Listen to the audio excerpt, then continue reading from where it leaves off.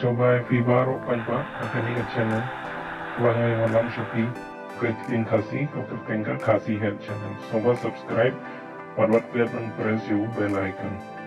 Jingmu Junganiga video banashna, ban I jing shampang daga Kritin Kasi, Umu banashna sanitizer haying, normal aduna palat ki sanitizer dukan pharmacy. Kajingman toy kadai banyada nagi jingpang kungki cholera, food poisoning, but kamtang ko shirkai kungki coronavirus lani ka COVID-19. Tungin ya page ta kung nuban shnai ki sanitizer po ying, wat clip ban like ikini video, wat share ya ki parlo bat pare ba ichong fi. Indon kam ya kini ki tiar ki baharum.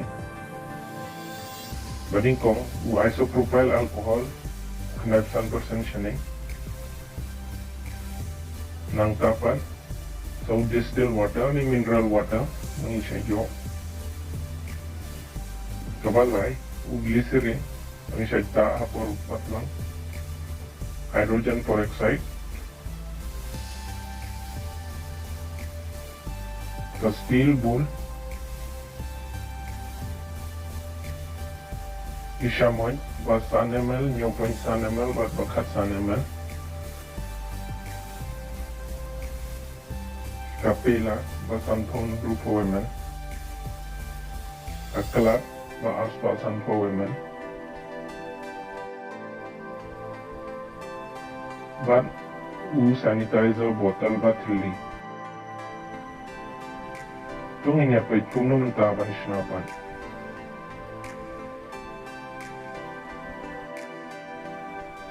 manshna angin shim aspasan po women u isopropyl alcohol Patsa buha ko wake up ball kabal kui. Adin pa, in shimsa shisha majhe, katsane melo hydrogen peroxide haka bul.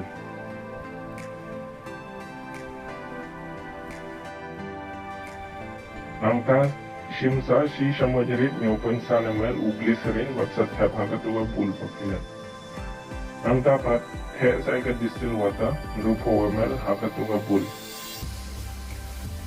Tupat filaban tap ha usan dai da botol ba thili nabanta karong filaban aira ki food coloring publish bun paipa nakani rin kin ni kon bang lo e kan kin kasi sabay larat le mga nakaba like and subscribe at I din mo tong comment section haro publish bun